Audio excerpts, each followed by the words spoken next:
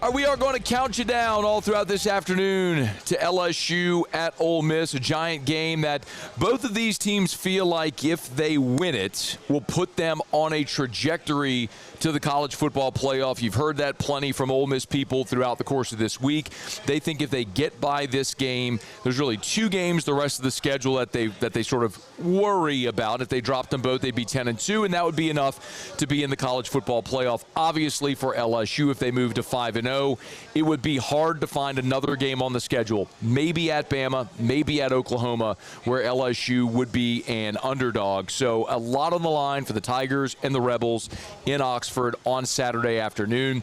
So we're going to get a ton of thoughts on this. Now, look, I don't need to wait until the end of the show for you to know where I stand on this game. I've already said it all week.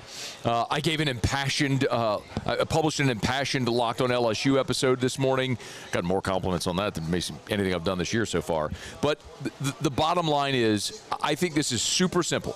I think LSU has an elite defense. I think a lot of people have tried to discredit LSU's defense because Clemson and Florida are not very good football teams. That's fine, but if you then are going to turn and prop up Ole Miss's offense, let's also point out the teams that Ole Miss has played, because the bottom line is Ole Miss has put up some gaudy offensive statistics that is inarguable, but when you look at the four defenses that they have gone against as far as their pass defense rating, you were talking about quite literally four of the worst pass defenses in the country.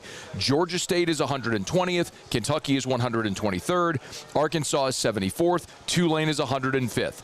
Ole Miss has put up gaudy stats against garbage teams, and they're about to face what might be the best defense in college football, and they're going to be using a former Division II quarterback to try to run the show.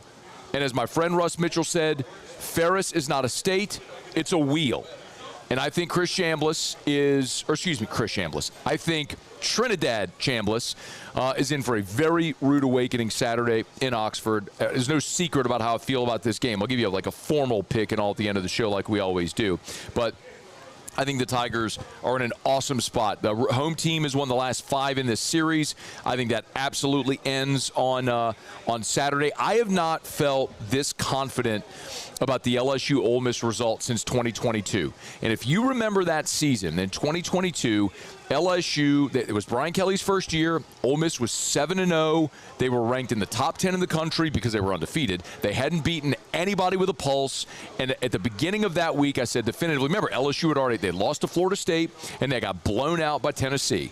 And I said before, at the start of that week that I wasn't even waiting to the end of the week, that LSU was going to win the game. I got crushed by Ole Miss people all week, because how dare I pick against the top 10 undefeated Rebels. I was yelling, played nobody, and LSU beat them 45-20. It was a beatdown in Baton Rouge. I know this game's on the road, but I have not felt this bullish about this game since 2022. I was right then, and I'm right now. We can pussyfoot around this thing all we want. LSU's a better team. They got a better quarterback. They got an awesome defense. They got a better coach. Everything about LSU is better in this football game. They're going to go win in Oxford. Anyway, we'll talk plenty about it throughout the day. There's a bit of disappointing news that Brian Kelly did share on Thursday when he met with reporters. Actually, this was on his radio show on Thursday night. So we learned on Monday that Gabe Reliford had a subluxation of his shoulder. Brian Kelly likes to go with the technical medical definitions here. Anyway, Gabe Reliford's shoulder injury. Kelly said on Monday that we were going to wait for the week to play out to see just how severe it was, if he was going to be able to play through it, or if he was going to need surgery. Ultimately, Brian Kelly on his coach's show disclosed the injury to Gabe Reliford that is going to cost him his season. Yeah, unfortunately, he's out for the season. He has a torn rotator cuff, so he'll have surgery next week. And, that's, generally 4 to 6 months. If you look at it on the long end, he'll be back for spring ball. So certainly disappointing for him, feel for him, because he's worked so hard to be in that. There's a few things here that I think are super relevant.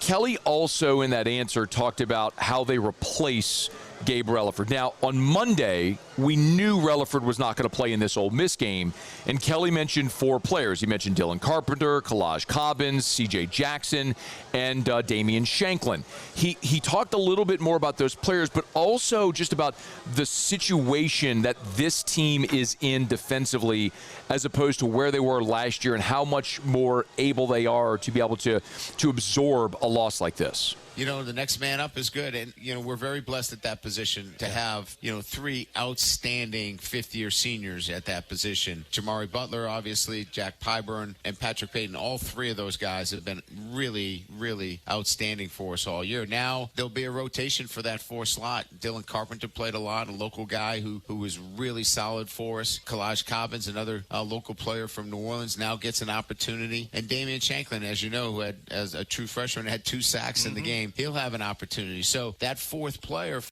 us, that's the depth of a roster, right? Just think of if you lose, you know, your starting defensive end last year, you're in trouble. This year is a whole different roster, and we'll be able to manage as our 4th guy. Remember what happened a year ago. They didn't lose a starting defensive end, but they did lose Jacoby and Guillory in the 2nd week. And what they did was they moved Parrish Shand from end inside. So you really ended up with only 2 last year. You ended up with effectively Braden Swinson and Savion Jones. And just for context here, Braden Swinson and Savion Jones last year each played 637 snaps. Identical. They both played 637 snaps. Those 2 dudes never came off the field. The next most snaps from a defensive end was Relaford with 153 over 13 games. And by the way, more than 40 of those came in the bowl game when he started.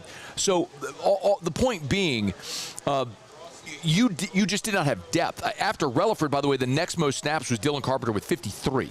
So you had 2 guys that played like every snap for you at defensive end last year. When you look at right now with Jack Pyburn and Patrick Payton as your 2 starters at defensive end, those 2 guys are both over 130 snaps through 4 games.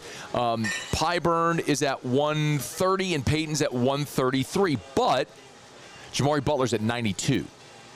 And Gabe Reliford's at 85. Reliford would have had more, but for the injury he suffered this past weekend. All that to say, you've had a true rotation.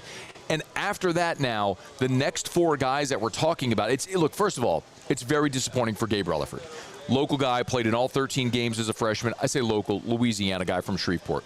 Played at Evangel. Played in all 13 games as a freshman. He's played in all 4 games so far this year. So he does maintain his redshirt year, which is important that it happened now in week 4.